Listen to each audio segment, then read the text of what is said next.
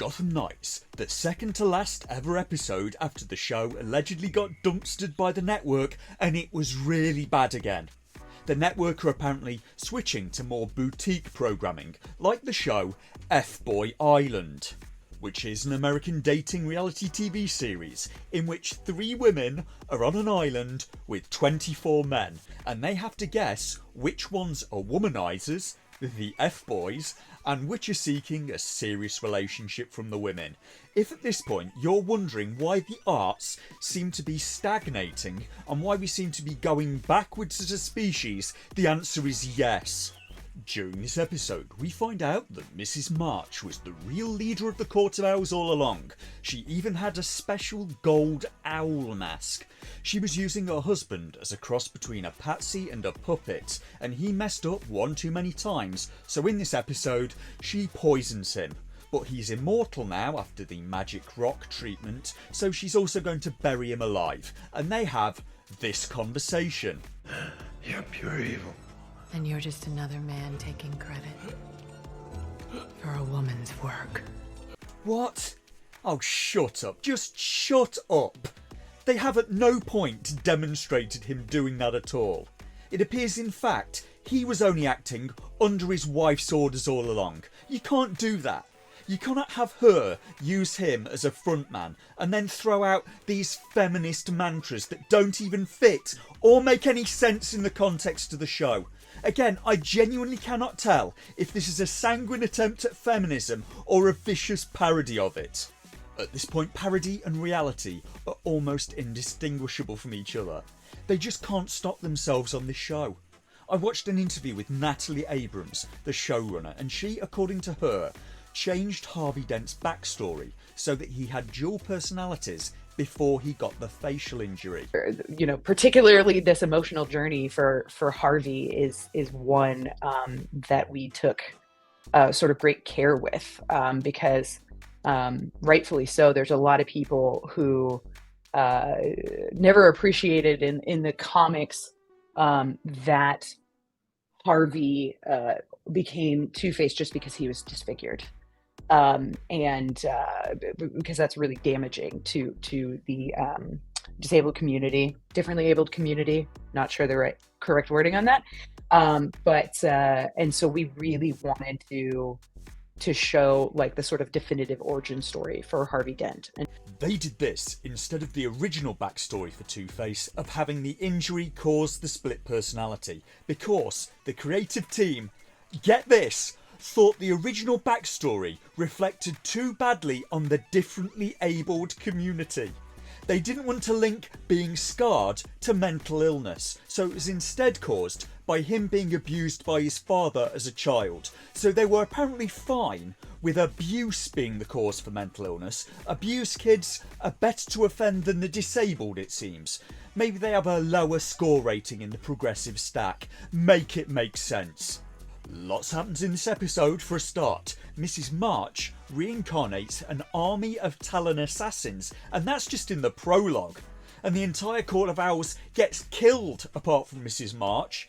If you're curious how, I can only guess because it all happens off camera. That's right, the series' main antagonists, including apparently the head of the school, they just dropped that in, that's never been mentioned before. In fact, most of the owls are absolute nobodies as far as the plot is concerned. They did nothing, they didn't even get names, they were never demonstrated as a threat, never got any character of any sort, and they got their throats cut off camera. I can only guess by the Talons. So things happen for once in this episode. They're just ultimately meaningless and not even shown on camera.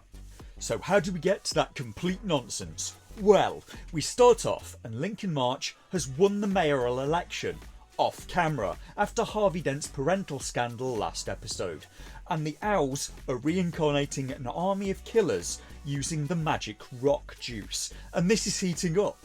An army of Talons, granted the one that they had just got blown up a lot, but it is something. Let's see where this goes. The camera cuts to Gotham Academy, where everyone is complaining. Stephanie and Harper are talking about Stephanie's mum and Stephanie's bed hair. They're drinking coffee, and Turner is eating granola cereal, while him and Deadname complain about Joella and shut up! Shut up! Shut up! They're interrupted for the sake of my sanity by a loud beeping noise. They find out what is making it, and it's some device connected to the body camera that Turner was wearing when he observed Cressida getting stabbed by Lincoln March. It proves what the owls did to Cressida, so they now know that the camera was not destroyed as they'd thought, and they set out to get it back from the March's house. And to start, they steal an access card from Lincoln March. Stephanie and Harper go into the building using the access card, find the camera, but mess up and set off the alarm. 2 armed security guys rush in and have them at gunpoint. They do not notice that one of the people they have at gunpoint is on Gotham's most wanted list. They do not tell the people to put their hands up, they do not tell them to get on the floor, they do not call for backup, they do the classic Gotham Knights thing of moving within punching range for no reason other than to allow themselves to get beaten up. How many times has that happened now in this series? And despite everything that the guards did wrong, still they would have been fine in the real world, because what Stephanie and Harper did would never have worked. Stephanie and Harper overpower the much larger guards. In a fight frankly so choppy I could barely tell what was going on, but Stephanie grabbed one guy's gun and pushed it aside despite her only using one arm and him gripping it in both of his hands. He's also probably twice her weight with 4 times her upper body strength. That wouldn't have worked at all. His arms would not have moved and he would have shot her in the face. She then pushes her other forearm limply into the back of his elbow, causing him apparently great pain, which also wouldn't have worked because she has no leverage. And then she sweeps his leg, which also wouldn't have worked. Meanwhile, Harper has also swept the much larger man's gun aside and wins the enormous bald guy built like a tank with a limp palm strike to the chest that he in reality would barely even feel. Maybe a strike to the nose and we'd be talking, but no. This is embarrassing. Just none of this would work. Once again, we have very small women easily overpowering much larger men. This is just fantasy. It's delusional. I'm over 6 foot tall, but put me in a ring with Tyson Fury and I'm not going to be pushing him around. I walk around at just over 80 kilos, 180 odd pounds. He weighs 122 kilos, 270 pounds. This is just physics. I'll put it this way, you're not going to be towing a main battle tank with a Ford Focus. It's possible to win this fight, but not by doing that. And this is how they explain that Stephanie can now do this despite having no combat experience. Been practicing. She's been practicing. Oh, she's been practicing. That makes it all okay then. Sod off. It's better than nothing, but it's the least they could have done without being nothing at all. That explains it then. A petite 16-year-old schoolgirl with no combat experience can now beat up a massive armed guard because she's been practicing.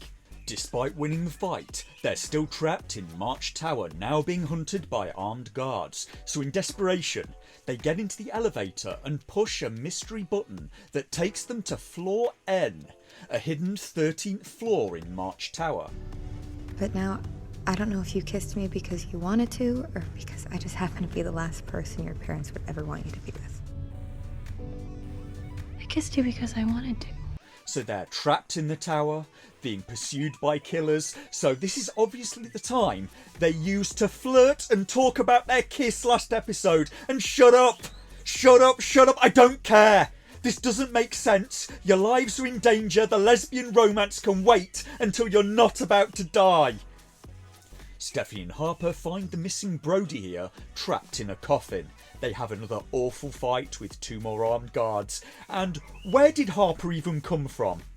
She was in front of that guard seconds before, and then she just appeared behind him with a weapon. How did she get there without him seeing her? Did she travel through the mystery space of off camera? And Brody survived being shot many times because he was jabbed with the magic rock juice. Meanwhile, the Knights have an idea because of floor N. Wayne Tower was designed by the same man as March Tower, so maybe that had a hidden 13th floor too, and they send Harvey Dent to investigate.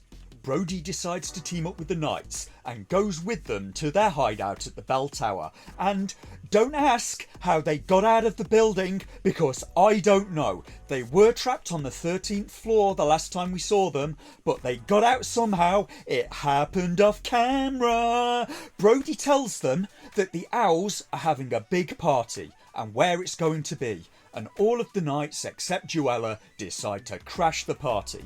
There's another bad fight sequence as the Knights fight 2 security guards, and then Turner says, "Security's down." "Security is down? Are you kidding me?" The entire security was 2 guys. They're just about to burst in and confront the Owls, but instead, Stephanie and Harper stop for a kiss. The schematics have us 3 chambers from the main hall. We'll rendezvous there. Copy that. Harper and I are on our way.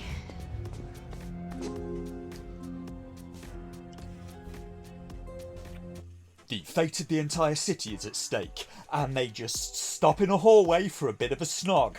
So when the Gotham Knights finally get around to going in, the entire Court of Owls has been slain off camera, presumably by Mrs. March and her new army of Talons. Mrs. March reacted to the Knights getting hold of the video that showed nothing but some people in owl masks looking a bit nefarious in a forest, and like one of them stabbed a woman a bit. She responds by slaughtering everybody. The whole Court of Owls and her husband, the whole organisation is gone, with no help from the Gotham Knights, just so Mrs. March can walk away free, which she could have done anyway. In truth, the Gotham Knights never had any evidence or leverage. For reasons, Mrs. March didn't just send the army of Talons after the Knights to get the video. She slaughtered her entire organisation instead, just in case, then poisoned her husband for taking credit for a woman's work, and then goes to meet Harvey Dent on the 13th floor of Wayne Tower, where he's found out that the scientist who discovered Electrum a century earlier, one Dr. Leviticus, was Mrs. March all along. Whoa! Shut up, I don't care! Meanwhile, the Knights stroll around the room of slaughtered owls, who apart from Lincoln March, never even got characters. The Knights then get captured by the police, who arrive mere seconds later. What are the chances? Nobody even knew the Knights were going to be there. The Knights only found out about the party because they happened to go to floor N in March Tower and stumble upon Coffin Boy.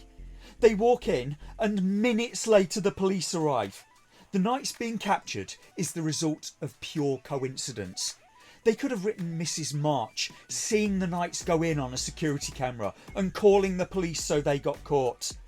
I don't even know why the police were there. If someone called for them, it was off camera again. I swear, it feels like most of the plot of this show happens off camera, so they can spend more time on the activism and gay kissing. You know, TV's not always been this bad. It's like Hollywood writers have forgotten how to write. I recently rewatched some early episodes of Supernatural that came from roughly the same network, and it was quite good. That was only 2005. The Wire was 2002. How has it gotten this bad, this fast? I can't believe anyone has the gall to suggest a writer's strike at this point.